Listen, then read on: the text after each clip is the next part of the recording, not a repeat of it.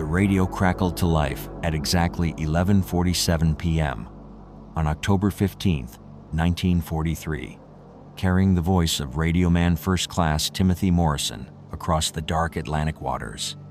"Mayday, Mayday, this is USS Constellation, we are. God help us, they're all just gone." The transmission ended abruptly, leaving only static echoing through the communications room at Naval Station Norfolk, Virginia. What happened next would become the most classified maritime disaster in American naval history, involving not just one ship, but an entire fleet that simply vanished without explanation. Lieutenant Commander Sarah Chen pressed her headphones tighter against her ears, straining to catch any follow-up transmission from the Constellation. The autumn wind rattled the windows of the communications center, but inside, the air hung heavy with cigarette smoke and the tension that came with monitoring wartime naval operations. Chen had been tracking the movements of Task Force 17 for the past 6 hours, a convoy of 12 vessels returning from a classified mission near the Azores. Everything had proceeded according to schedule, until Morrison's desperate call shattered the routine. "Replay that transmission," Chen ordered Petty Officer Williams, who sat hunched over the recording equipment. The metallic voice filled the room again, each word dripping with a terror that made seasoned naval personnel exchange worried glances. Morrison's voice cracked on the word "gone," as if he could barely comprehend what he was witnessing. Task Force 17 consisted of 1 heavy cruiser, 4 destroyers, 3 submarines, 2 supply vessels, and 2 escort carriers, carrying a total complement of 1,021 sailors, Marines, and naval aviators. These weren't green recruits fresh from boot camp, but battle-hardened veterans who had survived the brutal Pacific campaigns and the unforgiving North Atlantic convoy runs. The USS Constellation alone housed 347 crew members, including some of the Navy's most experienced officers. The night watch officer, Commander James Hartwell, burst through the communications room door, his uniform hastily thrown over his pajamas. "What's the situation, Chen?" His breath formed small clouds in the chilly air as he leaned over the radio console, studying the transcription Williams had been frantically typing. "Task Force 17 went silent at 23:47 hours, sir," Chen reported, her voice steady despite the growing dread in her stomach. Last known position was approximately 200 nautical miles southeast of Cape Cod. Weather conditions were reported as clear skies, calm seas, visibility unlimited. Hartwell grabbed the microphone and began attempting to re-establish contact. "USS Constellation. This is Norfolk Base. Please respond. USS Vigilant, USS Defiance, any vessel of Task Force 17, acknowledge transmission." The radio remained stubbornly silent, except for the occasional atmospheric crackle. In the growing silence, Chen noticed something peculiar about Morrison's final transmission. She had worked communications for 8 years, had heard countless emergency calls from ships in distress, but this was different. Morrison hadn't mentioned enemy contact, mechanical failure, or weather complications. He simply said, "They're all just gone." Not, "We're taking on water," or "under attack," or "engine room flooding." Just gone. The implication sent a chill down Chen's spine that had nothing to do with the October night air. Outside the communications center, the naval base continued its wartime operations. Sailors hurried between buildings, their footsteps echoing off the concrete walkways. The distant hum of aircraft engines reminded everyone that the war continued, demanding constant vigilance. But inside that cramped room filled with radio equipment and growing anxiety, time seemed suspended as 3 naval personnel grappled with a mystery that defied every protocol in their training manuals. Hartwell ordered Williams to contact every listening post along the eastern seaboard, hoping another station had maintained contact with the task force. The responses came back negative, one by one. Naval Station, Boston, no contact. Naval Air Station, Quonset Point, negative. Coast Guard Station, Montauk, nothing on their frequencies. As the minutes stretched into hours, Chen found herself staring at the plotting board, where colored pins marked the last known positions of each vessel in Task Force 17. The neat formation looked reassuring on paper, but somewhere out in the Atlantic darkness, those pins represented over 1,000 American servicemen who had simply vanished from existence. But what if Morrison's transmission held a clue that everyone was missing? What if they're all just gone? Didn't mean the ships were sinking, but something far more impossible to explain. Before we dive deeper into this maritime mystery, I'd love to know where you're watching from and what time it is in your part of the world. Drop a comment below and let me know. And if you're intrigued by this story, smash that like button and subscribe for more mysterious tales from history. The real investigation was about to begin, and what the Navy would discover in the coming days would challenge everything they thought they knew about the laws of physics and the boundaries of reality itself. At dawn on October 16, 1943, the first search aircraft lifted off from Naval Air Station Quonset Point, its engines cutting through the morning mist as pilot Lieutenant Robert Dutch Kellerman banked eastward toward the last known coordinates of Task Force 17. The disappearance of over 1,000 naval personnel had triggered the largest search and rescue operation in the Atlantic theater, mobilizing every available asset from Maine to the Carolinas. Kellerman had flown reconnaissance missions over the treacherous North Atlantic for 2 years, his sharp eyes trained to spot the telltale signs of naval disaster: oil slicks, debris fields, life rafts, bobbing like orange dots against the gray swells. His PBY Catalina flying boat, nicknamed Sea Witch, carried enough fuel for 12 hours of searching, equipped with the latest radar equipment and a crew of 6 experienced spotters. The radio crackled as Kellerman established contact with the other search aircraft. "This is Sea Witch, proceeding to grid reference Alpha 7. Weather is Kavu. Seas appear calm from altitude." Kavu ceiling and visibility unlimited the kind of perfect flying conditions that should have made spotting a 12-ship task force as easy as reading a newspaper.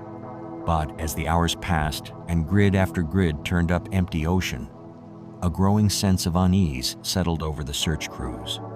Kellerman had expected to find something by now: wreckage, survivors, at minimum an oil slick marking where ships had gone down. The Atlantic was unforgiving, but it always left evidence. Ships didn't simply vanish without a trace, especially not an entire task force spread across several miles of ocean.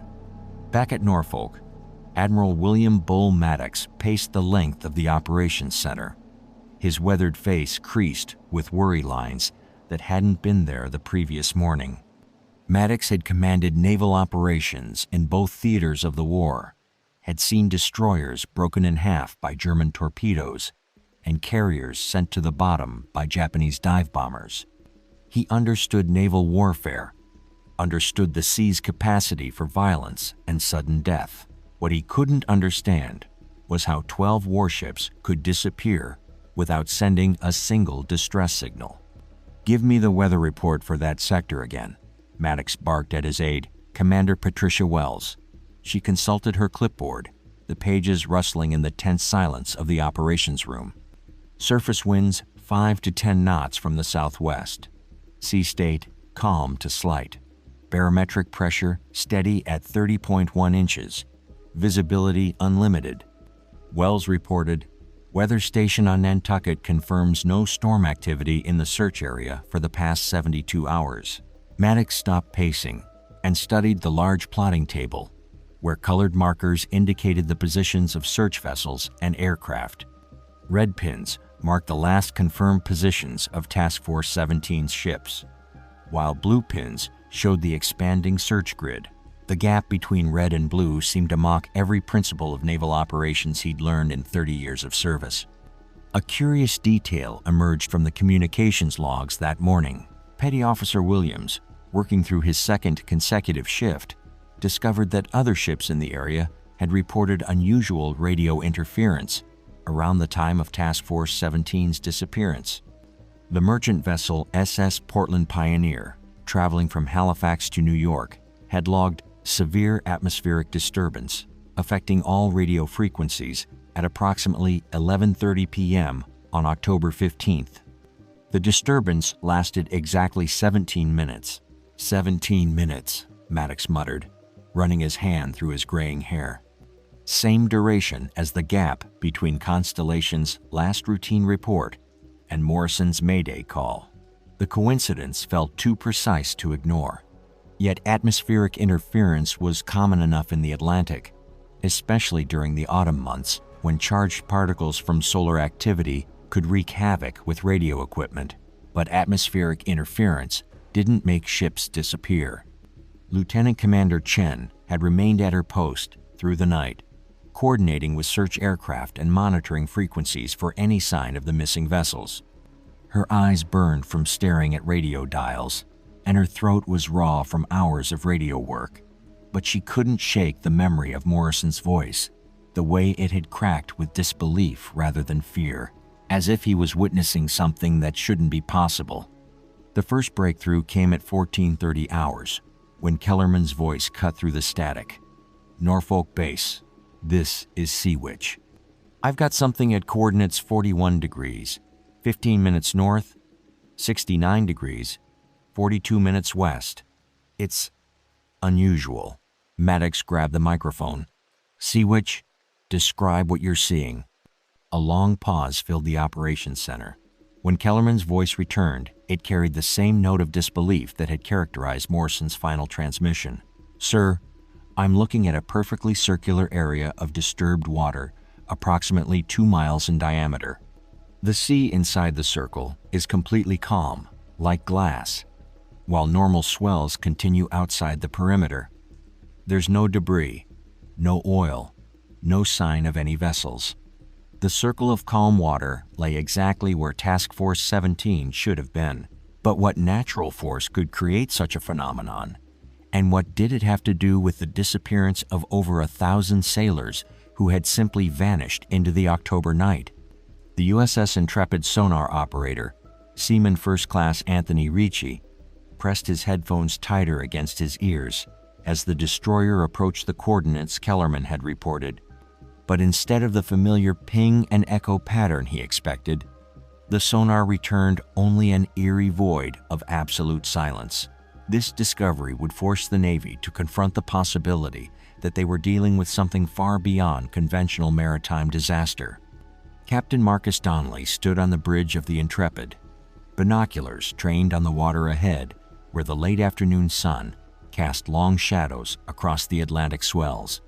A 20-year veteran of naval operations, Donnelly had seen his share of unusual ocean phenomena, waterspouts, rogue waves, even the occasional whale migration that could confuse inexperienced sonar operators. But as his ship approached the reported coordinates, he witnessed something that challenged every principle of oceanography he'd ever learned. The boundary was as sharp as a knife's edge. Outside the circle, normal Atlantic swells rolled in steady 6-foot intervals, whitecaps foaming in the autumn breeze. Inside the 2-mile diameter, the water lay mirror flat, so perfectly still that it reflected the scattered clouds above like polished glass. No wind disturbed the surface. No current created even the slightest ripple. "All stop," Donnelly ordered, his voice carrying across the bridge with unusual tension. The Intrepid's engines fell silent, leaving only the sound of water lapping against the hull and the distant cry of seabirds. "Ricci, give me a sonar reading on that water." The response came back within seconds, and it made no sense. "Captain, I'm getting no return at all from inside the circle. It's like the water just stops existing below a certain depth." Donnelly had served in the Guadalcanal campaign, had navigated through typhoons in the Philippine Sea, had witnessed the awesome destructive power of Japanese torpedo attacks. He understood the ocean's moods, its capacity for sudden violence and unexpected calm. But he'd never encountered water that behaved like this, water that seemed to exist in defiance of every natural law. The scientific explanation would have to wait. Standing orders required him to search for survivors, and despite the impossibility of what lay before him, over 1,000 American servicemen remained missing. "Launch the motor whale boat," Donnelly commanded. "I want a closer look at that boundary." Chief Petty Officer Ramon Valdez supervised the launch of the 26-foot boat, its diesel engine puttering steadily as it approached the edge of the circular anomaly. Valdez had 23 years of Navy experience, including salvage operations that had taken him into every conceivable type of dangerous water. He'd pulled survivors from burning oil slicks, had dove on wrecked submarines in crushing depths, had navigated through minefields in the English Channel. Nothing in his experience had prepared him for what happened next. As the whaleboat's bow crossed the invisible boundary, the engine died instantly. Not sputtered, not coughed, simply stopped running as if someone had thrown a switch. The sudden silence was so complete that Valdez could hear his own heartbeat echoing in his ears. Even more disturbing, the boat's compass began spinning wildly, the needle rotating in continuous circles, as if magnetic north had ceased to exist. "Back us out," Valdez ordered his crew, but when they attempted to restart the engine, nothing happened. The starter motor clicked uselessly. The fuel pump remained silent. Even the battery-powered radio produced no sound when they tried to contact the Intrepid. The whaleboat sat motionless in the center of water, so still it seemed solid, surrounded by the impossible silence that had apparently swallowed Task Force 17. Back aboard the destroyer, Donnelly watched through binoculars as his crew tried desperately to restart their boat. The scene playing out before him violated every principle of physics and seamanship he'd learned in 2 decades of naval service. Engines didn't simply stop functioning when they crossed arbitrary lines in the ocean. Compasses didn't spin without cause. Radio equipment didn't fail simultaneously without electromagnetic interference. Yet there was his whaleboat, dead in the water inside a circle of impossible calm. The rescue attempt took on new urgency when Valdez and his crew began rowing manually toward the boundary, their faces tight with concentration as they pulled against oars that seemed to move through water as thick as honey. Each stroke required enormous effort, as if the ocean itself had become viscous, resistant to any attempt at movement. When the boat finally crossed back outside the circle, the engine roared to life immediately. The compass needle snapped back to magnetic north, and the radio crackled with concerned voices from the Intrepid's communications center. Valdez's report to Captain Donnelly was brief and disturbing. "Sir, whatever happened to Task Force 17, it happened inside that circle, and whatever's causing it is still active. But if this anomaly could disable engines and compasses, could trap vessels in water that defied the laws of physics, what had it done to over 1,000 sailors who had sailed directly into its center 3 days earlier?" Dr. Eleanor Whitman descended into the Intrepid's research compartment at precisely 1800 hours, carrying specialized equipment that the Navy hoped would finally provide answers about the circular anomaly. But what her instruments detected beneath that mirror-calm surface would shatter everything the scientific community thought they knew about the ocean depths. The disappearance of over 1,000 naval personnel had now escalated beyond a search and rescue operation into a matter of national security, with implications that could affect the entire course of the war. Whitman, a marine physicist on loan from the Woods Hole Oceanographic Institution, had been hastily flown to the search area aboard a specially modified Catalina flying boat. Her reputation for solving maritime mysteries had earned her security clearance for the Navy's most classified research projects, including early experiments with underwater acoustics and magnetic field detection. If anyone could explain the impossible physics of the circular anomaly, Admiral Maddox believed it would be the woman who had mapped the deepest trenches of the Pacific Ocean. The research compartment hummed with electronic equipment that seemed almost alien compared to the destroyer's conventional naval systems. Hydrophones, magnetometers, and pressure sensors lined the bulkheads, connected by thick cables to recording devices that captured data on wax cylinders and photographic plates. Whitman worked with methodical precision, calibrating instruments that would probe the anomaly from a safe distance outside its boundary. The water temperature inside the circle registers exactly 59.3 degrees Fahrenheit, she reported to Captain Donnelly, who observed her work with the intense curiosity of a career naval officer encountering something beyond his experience. That's 12 degrees warmer than the surrounding Atlantic, with no thermal gradient at the boundary. The temperature differential should create massive convection currents, yet the surface remains perfectly still. Donnelly studied the temperature readings. His weathered face creased with concentration. Warm water rose, cold water sank. That was basic oceanography, as fundamental as gravity or magnetism. Yet here was warm water sitting motionless beneath cold air, defying every natural law that governed ocean behavior. The first truly shocking discovery came when Whitman lowered a bathysphere on steel cable to measure the anomaly's depth. The sphere, designed to withstand crushing pressure at depths of 2,000 feet, transmitted data through a communication wire as it descended toward the ocean floor. At 100 feet, the readings were normal. At 200 feet, still within expected parameters. At 347 feet, the bathysphere simply stopped. "The cable is going slack," reported Chief Machinist Mate Peterson, who operated the winch system. "But we haven't hit bottom yet. Depth charts show 800 feet of water in this area." Whitman checked her instruments, confirming Peterson's observation. The bathysphere had encountered something solid at exactly the depth where normal water should have continued for another 450 feet. More disturbing, when they attempted to raise the sphere, the cable came up easily, too easily. The bathysphere was gone. "Cut it away cleanly," Peterson reported, examining the cable end under a magnifying glass. No fraying, no crushing damage, just severed, like someone took a razor blade to it.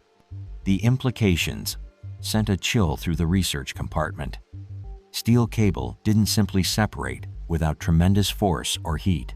The bathysphere, weighing nearly 2 tons, couldn't vanish without explanation. Yet something at 347 feet had done exactly that, leaving behind only a perfectly cut cable end and more unanswered questions. Whitman's hydrophone recordings revealed another impossibility. Sound travels through water at approximately 4,900 feet per second, a constant that marine physicists had verified thousands of times. But inside the circular anomaly, her acoustic pulses produced no echo at all. Not delayed echoes, not distorted echoes, but complete acoustic silence, as if the sound waves simply ceased to exist upon entering that impossible volume of water. "It's like there's a wall down there," she explained to Donnelly, her scientific objectivity beginning to crack under the weight of accumulating impossibilities. "But not a wall made of any material we understand. Something that can absorb sound completely, sever steel cable without applying measurable force, and maintain thermal conditions that violate basic thermodynamics." The most disturbing discovery came as darkness fell over the search area. Whitman had deployed a series of floating sensors around the anomaly's perimeter, monitoring for any changes in the phenomenon's behavior. At exactly 23:47 hours, the precise time of Task Force 17's disappearance 3 days earlier, every instrument detected the same reading. The circle pulsed.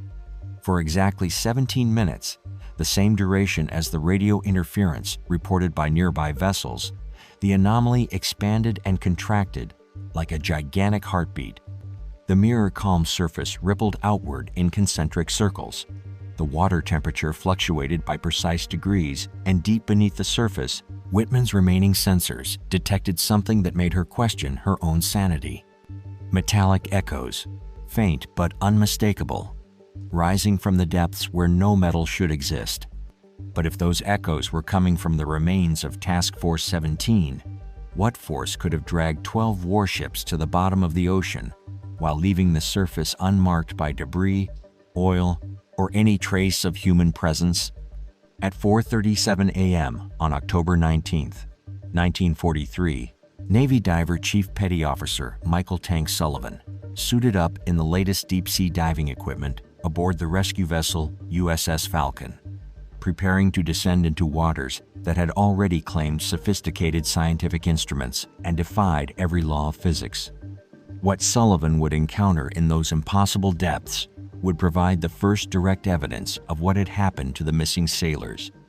But the truth would prove far more terrifying than anyone had imagined. Sullivan had earned his nickname during pearl diving operations in the Pacific, where his ability to remain calm under crushing pressure had saved dozens of lives in submarine rescue missions. The Mark V diving suit he wore weighed nearly 200 pounds out of water, its copper helmet gleaming in the pre-dawn light as technicians checked the air hose connections and communication lines. If anyone could survive a descent into the anomaly's depths, Admiral Maddox had concluded, it would be the man who had worked in waters where lesser divers panicked and died. The dive plan called for Sullivan to descend outside the anomaly's boundary, then work his way along the ocean floor toward the circular area where Dr. Whitman's instruments had detected those mysterious metallic echoes. His suit's communication system would maintain constant contact with the surface, while underwater cameras mounted on his helmet would record everything he encountered. The descent began normally enough. Sullivan's voice crackled through the communication system as he reported standard conditions. Passing 50 feet, visibility good, water temperature normal for this depth. The ocean floor in this region consisted of sandy bottom scattered with occasional rocky outcroppings, typical Atlantic continental shelf terrain that offered few surprises to an experienced diver. At 120 feet, Sullivan reached the edge of what should have been normal ocean floor. Instead, he found himself staring at something that belonged in no oceanography textbook ever written. Surface, this is Sullivan. I'm looking at what appears to be a wall of black water. It's like looking into space, but underwater. The boundary is perfectly vertical, running from the surface down to the bottom and continuing beyond my vision. The dive supervisor, Lieutenant Commander Hayes, leaned closer to the communication equipment. Sullivan, describe the water conditions around this boundary. Sir, the water outside the boundary is normal. Atlantic conditions, some current, particulate matter, marine life. But the water inside the boundary is completely motionless and so clear it's like looking through air. I can see straight down for what looks like hundreds of feet, but there's no bottom visible. Sullivan's helmet-mounted camera transmitted grainy black and white images to the surface monitors, showing exactly what he described: a stark boundary between normal ocean water and something that resembled liquid crystal. The diving veteran had worked in every conceivable underwater environment, from the coral reefs of the Pacific to the murky depths of New York Harbor, but nothing had prepared him for water that looked more like a window than a liquid medium. Following his orders, Sullivan began working his way along the anomaly's perimeter, searching for any debris or evidence from Task Force 17. The ocean floor yielded nothing for the first 100 yards. No wreckage, no personal effects, not even the typical debris that accumulated around any area of maritime activity. Then he found the first sign of the missing fleet. Surface, I've got something here. It's a life preserver, standard Navy issue, but Sullivan's voice trailed off as he examined the orange flotation device more closely. Sir, this life preserver is in perfect condition. No wear, no marine growth, no damage. It looks like it was dropped here 5 minutes ago, not 4 days. The implications were staggering. Life preservers exposed to salt water for even a few hours showed signs of deterioration. Marine organisms began colonizing floating debris within days. Yet here was equipment from the missing fleet that appeared untouched by time or the ocean environment. Sullivan continued his search, following a trail of perfectly preserved debris that led toward the anomaly's center. Navigation equipment, pieces of rigging, even personal items like cigarette lighters and photographs, all in pristine condition, as if they had been carefully placed on the ocean floor, rather than scattered by a maritime disaster. At exactly 11:47 a.m., 4 hours into the dive, Sullivan made a discovery that changed everything. "Surface, I'm hearing voices." His report sent shockwaves through the dive control room aboard the Falcon. Human voices, coming from inside the anomaly. They're faint, but I can make out words. Someone's calling for help. Lieutenant Commander Hayes grabbed the microphone. "Sullivan, are you certain?" "Sound can play tricks at depth." "Sir, I'm certain. It's Morse code being tapped on metal, and I can hear at least 3 different voices calling out. They're saying they're trapped, that they can't see the surface." One of them just identified himself as Radio Man Morrison from the USS Constellation. Morrison, the same sailor whose desperate Mayday call had first alerted Norfolk to the disaster 4 days earlier. But if Morrison and others were still alive inside the anomaly, what had prevented their rescue? And why couldn't any surface vessels detect their signals? Sullivan's next report would answer those questions in the most disturbing way possible, revealing the true horror of what had happened to Task Force 17 and the 1,021 souls who had sailed into waters that existed outside the normal laws of reality. Chief Petty Officer Sullivan pressed his helmet against the anomaly's boundary at exactly 11:52 a.m., and through the impossible barrier of motionless water, he could see the ghostly outline of the USS Constellation suspended in perfect preservation 200 feet below the surface, her crew still moving about the decks as if frozen in time. The discovery would force the Navy to confront a reality more terrifying than death itself. The 1,021 missing sailors were still alive, trapped in a pocket of existence where time moved differently and escape seemed impossible. Sullivan's breathing apparatus fogged with condensation as he stared through his faceplate at the impossible sight below. The heavy cruiser hung motionless in crystal-clear water, her gray hull unmarked by the passage of 4 days. Sailors moved across her decks in slow, deliberate motions, their movements visible but dreamlike, as if they were walking through thick syrup rather than air. "Surface, I can see the entire task force," Sullivan reported, his voice tight with disbelief. "All 12 vessels, arranged in perfect formation. They're not on the bottom. They're suspended at various depths inside the anomaly, like they're floating in space instead of water." Through his helmet communication system, Sullivan could hear the frantic activity aboard the Falcon as naval officers tried to process information that challenged every principle of maritime physics. Ships didn't hover motionless underwater. Crews didn't survive submerged in the middle of the Atlantic, yet Sullivan's camera was transmitting images that proved both impossibilities were occurring simultaneously. The USS Defiance, a Fletcher-class destroyer, floated at 150 feet, her crew visible through the bridge windows. Sullivan watched in fascination as a sailor moved across the bridge in ultra-slow motion, each step taking several seconds to complete. The man appeared to be reaching for something, a radio microphone, perhaps, but his movements were so decelerated that Sullivan couldn't determine his intentions. "They're moving, but everything is slowed down," Sullivan continued his report. "It's like watching a film that's running at 1/10 normal speed. I can see sailors on deck, officers on the bridges, but they're all moving as if they're underwater, even though they appear to be breathing normally." Dr. Whitman, monitoring the dive from her position aboard the research vessel, struggled to explain what Sullivan was describing.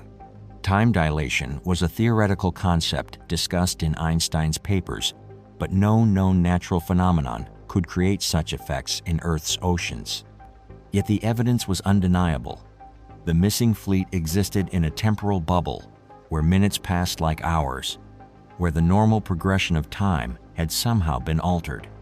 Sullivan began working his way around the anomaly's perimeter, documenting each vessel in the trapped formation. The escort carrier, USS Valley Forge, floated at 220 feet, her flight deck clearly visible. Aircraft were spotted for takeoff, their propellers motionless in the strange environment. Deck crews stood frozen in various positions, some appearing to signal to aircraft that would never launch, others caught in mid-stride as they moved about their duties. The most disturbing sight was the submarine USS Barracuda, suspended vertically in the water with her conning tower pointing toward the surface. Through the periscope housing, Sullivan could see the silhouette of a man, presumably the captain, pressed against the glass. The figure's mouth was open, as if shouting, his hands pressed against the periscope window in what appeared to be a desperate attempt to communicate with the outside world. "I'm getting closer to the boundary," Sullivan reported. "I can hear them more clearly now. They're definitely trying to communicate, but their voices sound distorted, like they're speaking in slow motion." Lieutenant Commander Hayes coordinated with Dr. Whitman to position underwater microphones closer to the anomaly's edge. What they recorded defied explanation. Human voices stretched out across impossible time frames, individual words taking minutes to complete. When technicians played the recordings at accelerated speed, coherent messages emerged from what had sounded like incomprehensible moaning. "Help us. Trapped. Can't surface. Time is wrong." The voice belonged to Radio Man Morrison, whose Mayday call 4 days earlier had first alerted Norfolk to the disaster.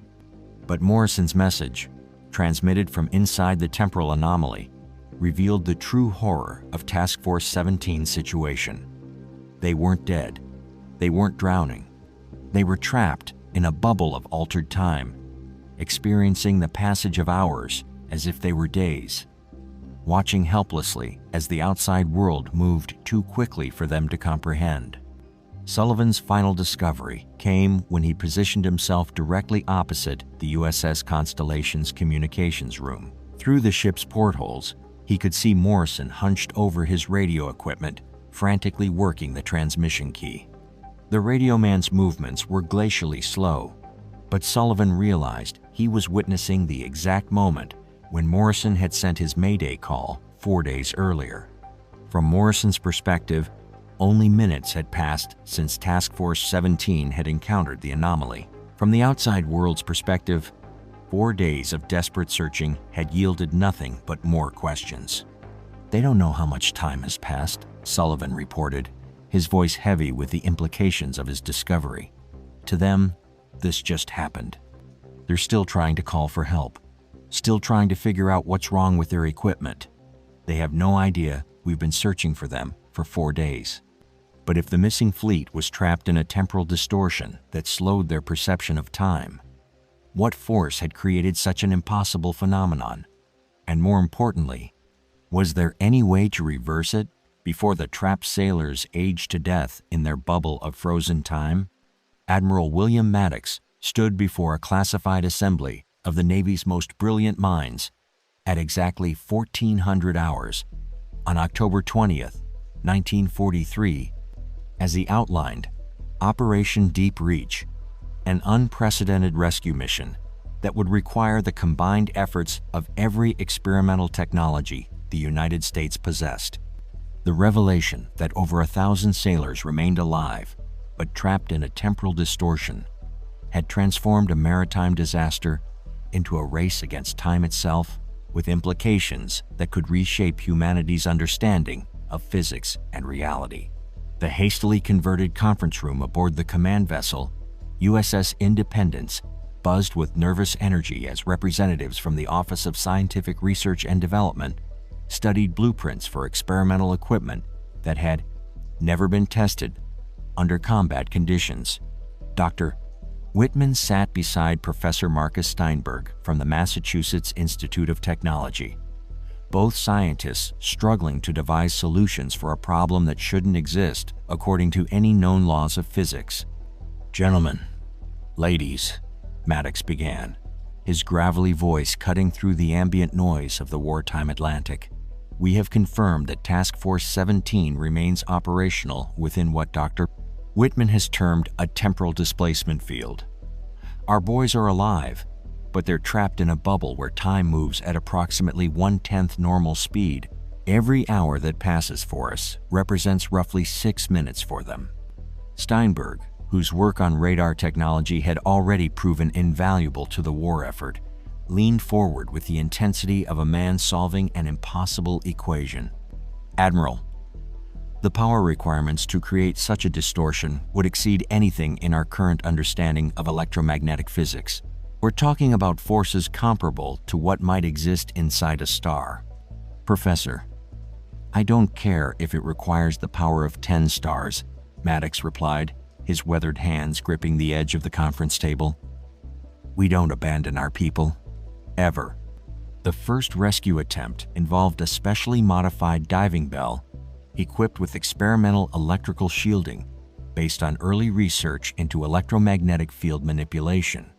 Chief Petty Officer Sullivan had volunteered to pilot the device into the anomaly's boundary, despite the obvious risks of entering a zone where normal physics had apparently ceased to function. The diving bell, nicknamed Deep Six by its nervous operators, resembled a metallic coffin more than a rescue vehicle. Thick copper cables snaked from its hull to massive generators aboard the Independence, designed to create an electromagnetic field that might, in theory, protect Sullivan from the temporal effects that had trapped Task Force 17. At 16:30 hours, Sullivan sealed himself inside Deep Six and began his descent toward the anomaly's boundary.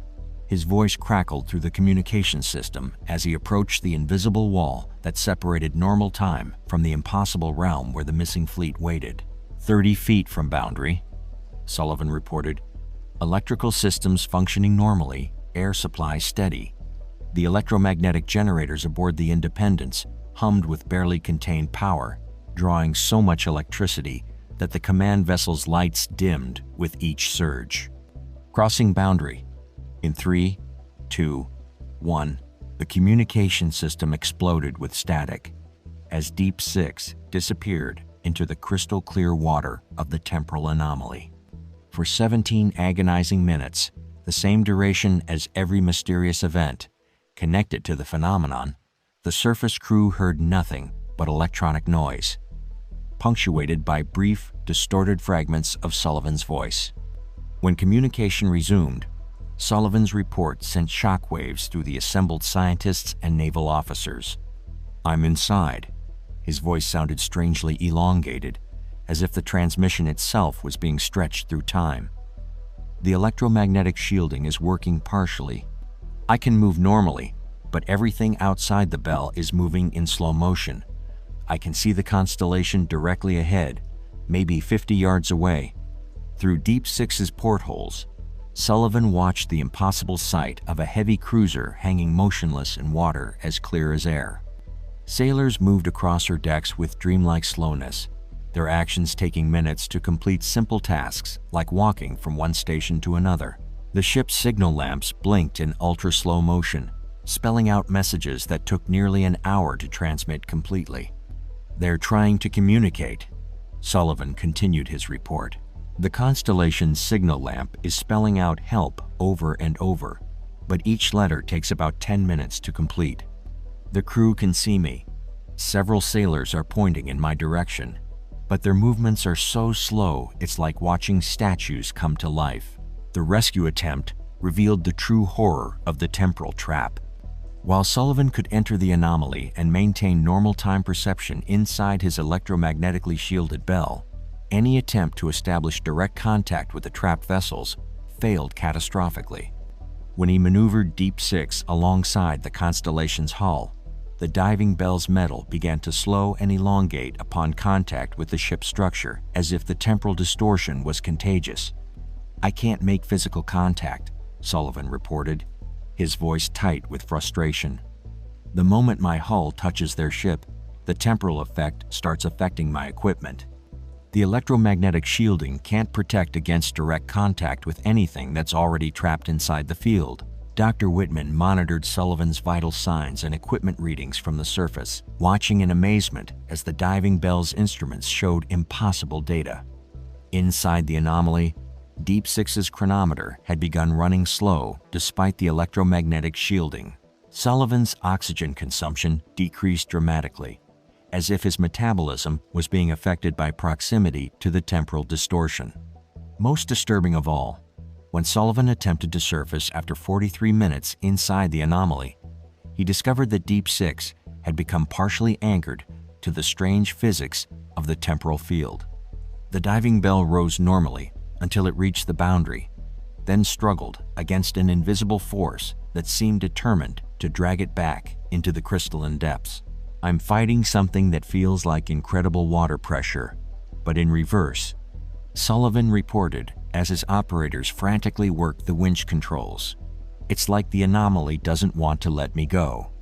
But as Deep Six finally broke free of the temporal boundary and Sullivan's voice returned to normal transmission speed, a new horror became apparent.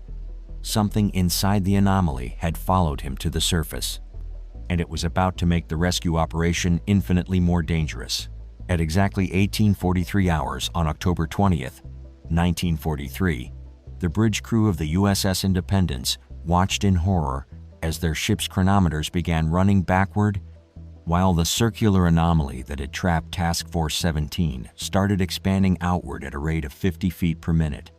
The rescue attempt had not only failed to free the missing sailors, but had apparently triggered a catastrophic expansion of the temporal distortion that now threatened to engulf the entire search fleet.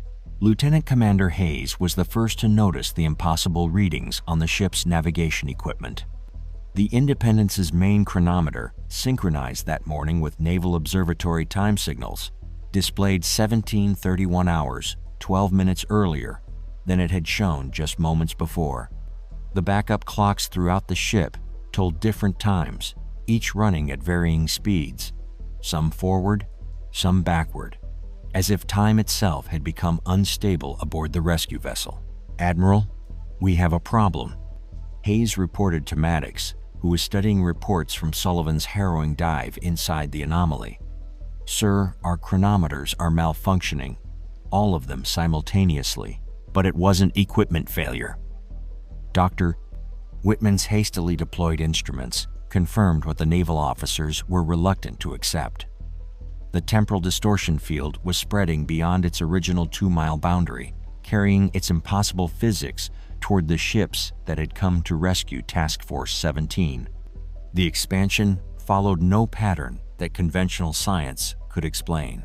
Rather than growing in a uniform circle, the anomaly sent out tendrils of distorted space-time that reached toward individual vessels like invisible fingers. The destroyer, USS Franklin, positioned 1 mile southeast of the original boundary, suddenly found itself surrounded by water that reflected the wrong angle of sunlight, as if the ocean's surface had tilted 30 degrees without affecting the ship's level deck.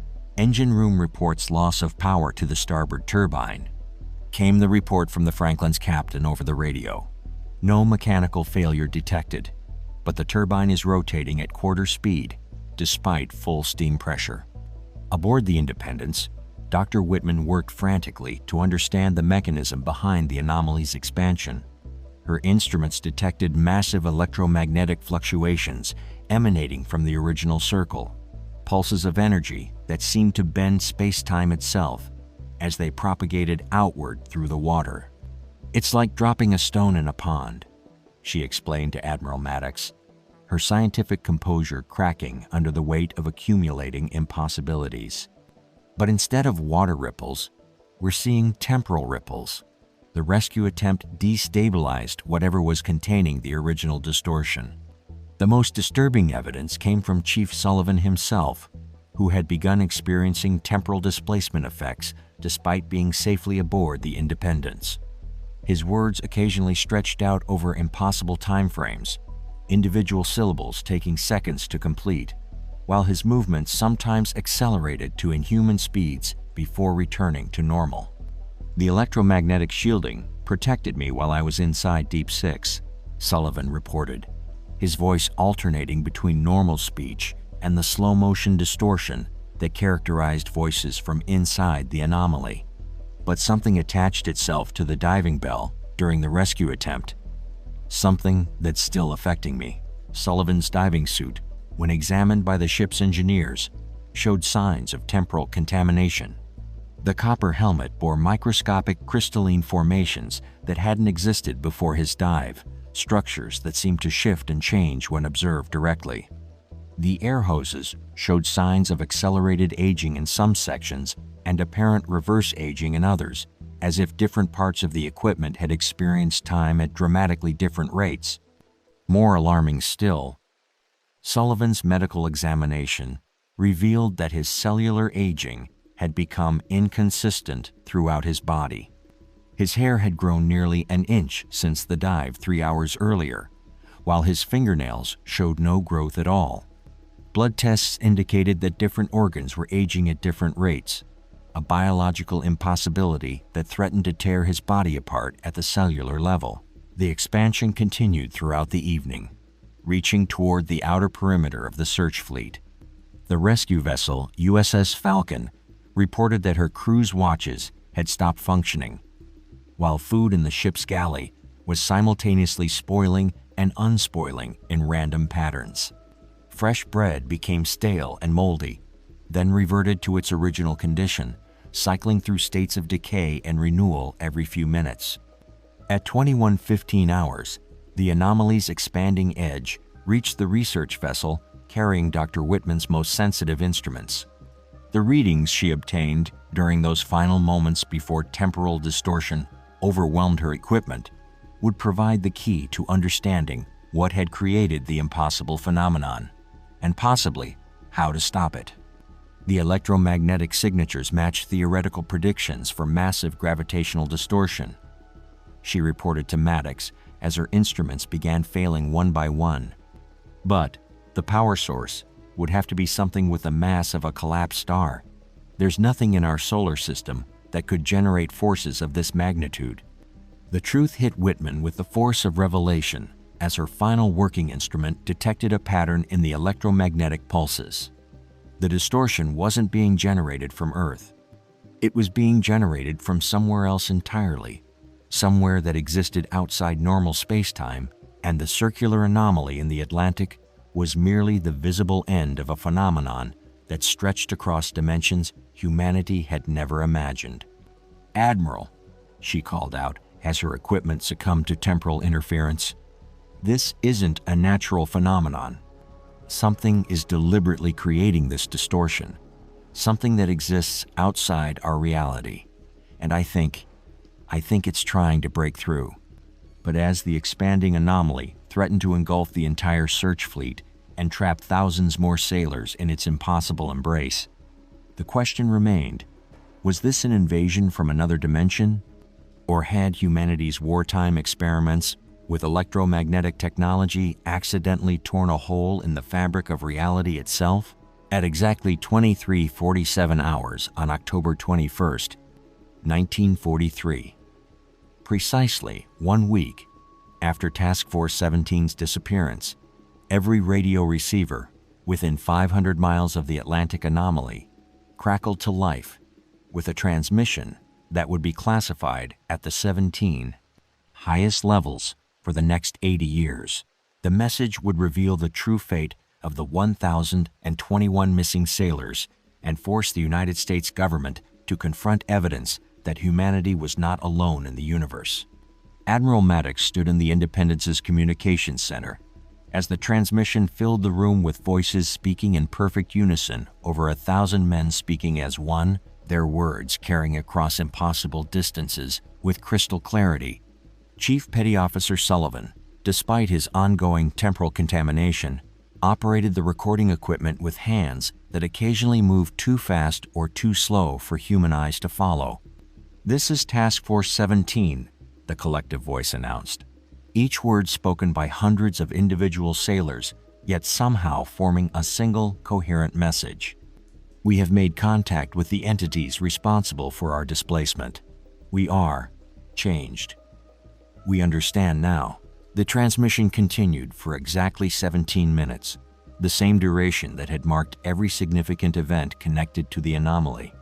Through the static-free clarity that defied every principle of radiophysics, the missing sailors described their week-long experience inside the temporal distortion.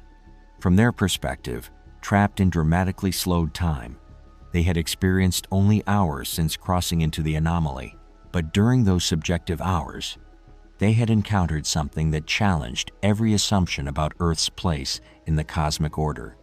The entities that had created the temporal prison were not invaders, the sailors explained, but researchers, beings from a dimension where time flowed differently, studying the effects of temporal manipulation on three-dimensional matter.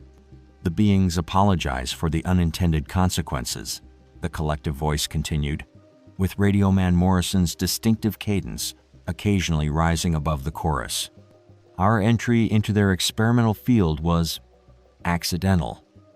They have been studying the intersection points between dimensions, mapping the weak spots where reality becomes malleable.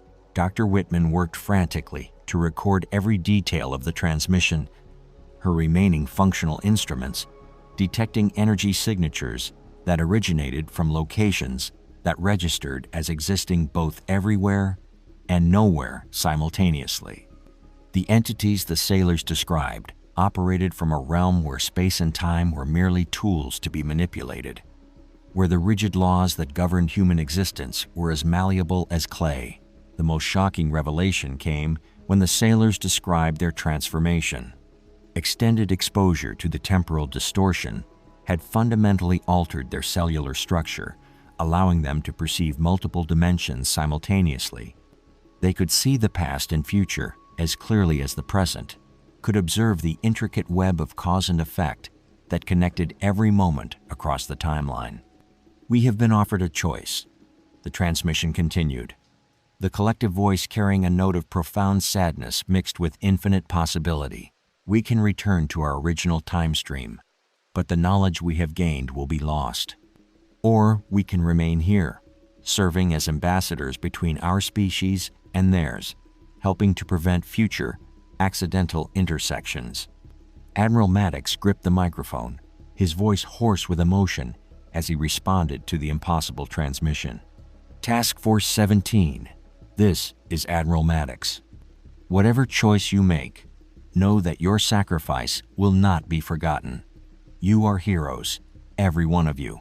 The response came immediately, as if the sailors could perceive his words before he spoke them. Admiral, we have chosen to remain. The knowledge we have gained about the nature of reality, about the true structure of the universe, is too important to lose. We will serve as guardians, ensuring that future dimensional research proceeds safely. As the transmission neared its end, the sailors revealed the final piece of the puzzle. The dimensional entities had been monitoring Earth's technological development, particularly the electromagnetic experiments being conducted by various nations during the war. Several government research projects had inadvertently created weak points in space-time, threatening to tear holes between dimensions that could have catastrophic consequences for both realities. The anomaly will close at dawn, the collective voice announced. The entities will seal this intersection point, but they warn that other weak spots exist. Humanity must learn to control its electromagnetic research, or risk creating tears that cannot be repaired. Chief Sullivan's equipment detected massive energy buildups as the transmission concluded, readings that suggested the very fabric of reality was being rewoven around the anomaly site. The expanding temporal distortion began contracting rapidly, pulling back toward its original coordinates as forces beyond human comprehension worked to seal the dimensional breach. At exactly dawn on October 22nd, the anomaly vanished. The ocean returned to normal Atlantic conditions, rolling swells, moderate winds, water temperature consistent with seasonal norms. Where the impossible circle of calm water had existed for 8 days, search vessels found only empty ocean. No debris, no oil slicks, no trace that 12 warships had ever sailed these waters. The official Navy report listed Task Force 17 as lost with all hands due to a catastrophic explosion that vaporized the entire fleet, leaving no recoverable evidence. The families of the 1,021 missing sailors received medals and condolences, but never the truth about their loved ones' ultimate fate. Admiral Maddox spent the remaining years of his career ensuring that certain electromagnetic research projects were quietly terminated, their findings buried in classified archives that would remain sealed for decades. Dr. Whitman's reports disappeared into the same classified vaults, her warnings about dimensional intersections dismissed as wartime stress by officials who preferred conventional explanations for inconvenient mysteries. But on calm October nights, when atmospheric conditions align just right, radio operators along the eastern seaboard sometimes report hearing faint transmissions from coordinates where no ships appear on radar. Voices speaking in perfect unison, sharing knowledge about the true nature of reality, warning of dangers that humanity is not yet ready to understand. The Phantom Fleet sails on, not lost but transformed. Guardians standing watch at the intersection of dimensions, ensuring that the boundaries between realities remain secure until humanity develops the wisdom to cross them safely.